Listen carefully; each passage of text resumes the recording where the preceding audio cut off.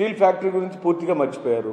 ప్రత్యేక ప్రాంతాలకు, వెనుకబడిన ప్రాంతాలకు ప్రత్యేక సహాయం సంబంధించిన హామీలు అమలుపరచలేదు. ఆ రోజు పవన్ కళ్యాణ్ గారు ఏమన్నారు, నేనున్నాను ఇప్పుడు ఎన్నికలప్పుడు చెప్పారు. పవన్ కళ్యాణ్ గారు ఏం చెప్పారంటే, అయ్యా మేము నారా చంద్రబాబు నాయుడు అంటే వాళ్ళ క్యాడర్తో జరిగిన కార్యకర్తల సమావేశంలో ఇలాగే క్యాడర్ కొంతమంది డౌట్ ఎక్స్ప్రెస్ చేస్తే చంద్రబాబు నాయుడు గారు ఇచ్చే ప్రతి హామీకి నేను బాధ్యుడని చెప్పారు.